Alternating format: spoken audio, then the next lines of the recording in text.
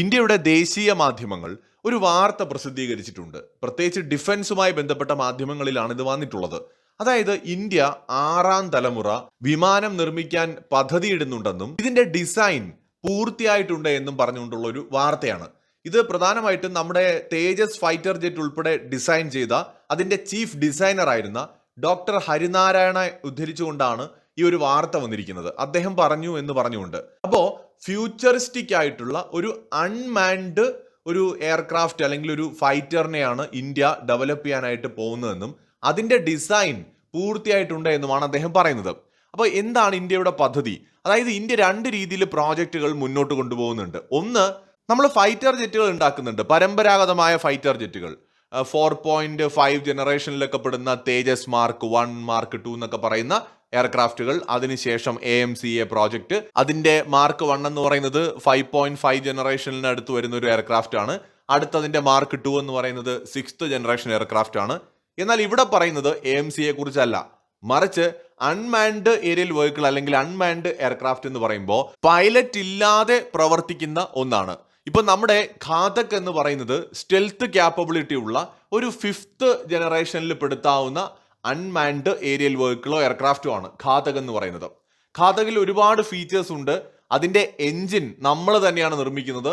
ഇന്ത്യയുടെ കാവേരി എഞ്ചിനാണ് അതിൽ ഉപയോഗിക്കുന്നത്. അപ്പോൾ ഈ ഘാതക് എന്ന് പറയുന്ന എയർക്രാഫ്റ്റ് ഒരു 5th ജനറേഷൻ ആവുമ്പോൾ തീർച്ചയായിട്ടും ഹരിനാരായണ പറഞ്ഞിരിക്കുന്നത് അതിന്റെ 6th ജനറേഷൻ ആയിരിക്കാനാണ് സാധ്യത. പ്രോജക്റ്റിന്റെ പേര് അദ്ദേഹം വെളിപ്പെടുത്തിയിട്ടില്ല. ഇതൊക്കെ വളരെ രഹസ്യ സ്വഭാവമുള്ളതാണല്ലോ.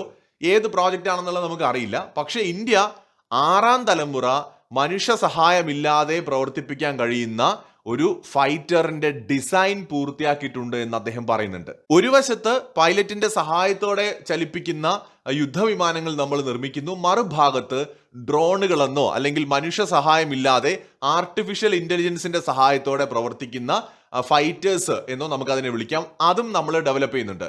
ഘാതകിന്റെ പ്രോജക്റ്റ് ആ നിലയ്ക്ക് വേണം കാണാൻ. AMCA എന്ന് പറയുന്നത് മറ്റൊരു പ്രോജക്റ്റുമാണ്. ഇവിടെ ഇന്ത്യയുടെ പദ്ധതി എന്ന് പറയുന്നത് ഈ 6th ജനറേഷൻ എയർക്രാഫ്റ്റ് എന്ന് പറയുന്നത് നിസ്സാരമായിട്ടുള്ള ഒന്നല്ല. ഇത് അൺമാൻഡ് മാത്രമല്ല, പൂർണ്ണമായും AI എനാബിൾഡ് ആണ്.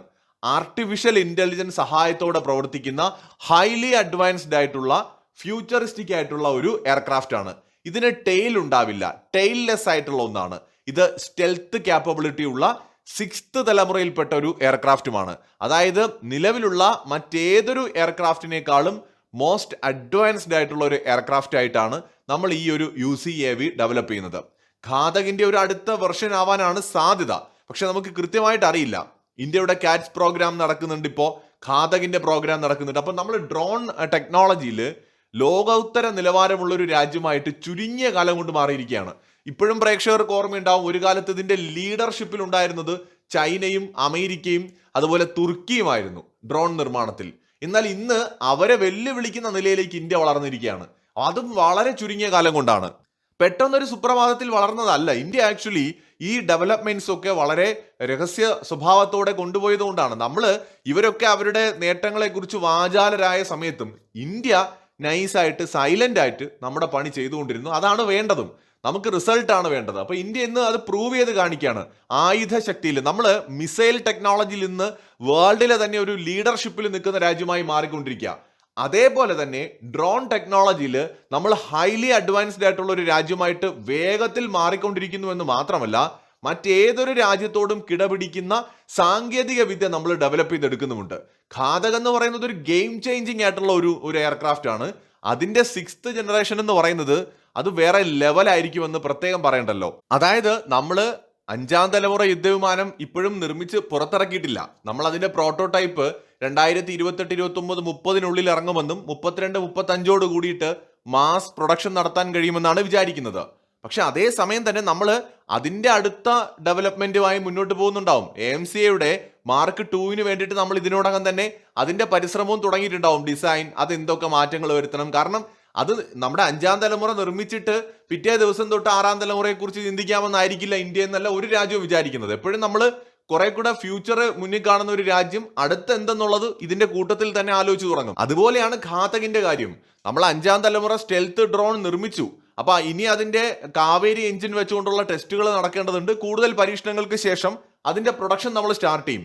ആ ടൈം ആകുമ്പോഴേക്കും, അതായത് ഘാതകിന്റെ പ്രൊഡക്ഷൻ സ്റ്റാർട്ട് ചെയ്യുമ്പോൾ തന്നെ നമ്മൾ 6th ജനറേഷന്റെ പ്രോട്ടോടൈപ്പ് പുറത്തിറക്കാനായിട്ടുള്ള സാധ്യതയും കാണുന്നുണ്ട്. എങ്കിൽ മാത്രമേ നമുക്ക് ലോകത്തെ മറ്റ് രാജ്യങ്ങൾ, വിശേഷിച്ച് അമേരിക്കയുമായും ചൈനയുമായിട്ടും ഒക്കെ നമുക്ക് ഒപ്പത്തിനൊപ്പം എത്താൻ പറ്റുള്ളൂ.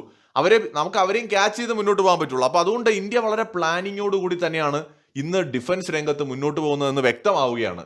5ാം തലമുറയും 6ാം തലമുറയും ഒക്കെ വിമാനങ്ങളും ഡ്രോണുകളും ഒക്കെ ഇന്ത്യ നിർമ്മിക്കുക തന്നെ ചെയ്യും. അതും തദ്ദേശീയമായി തന്നെ. മിസൈൽ ടെക്നോളജിയിൽ ഇന്ത്യ കൈവരിക്കുന്ന നേട്ടങ്ങൾക്കൊപ്പം ഡ്രോൺ ടെക്നോളജിയിലും എയർക്രാഫ്റ്റുകളുടെ നിർമ്മാണത്തിലും ഒരു വേൾഡ് ക്ലാസ് ലെവലിലേക്ക് ഇന്ത്യ മാറും എന്ന് തന്നെയാണ് ഇപ്പോഴത്തെ ഈ പുതിയ അപ്ഡേറ്റുകളെല്ലാം പരിശോധിക്കുമ്പോൾ നമുക്ക് മനസ്സിലാക്കാൻ കഴിയുന്നത്.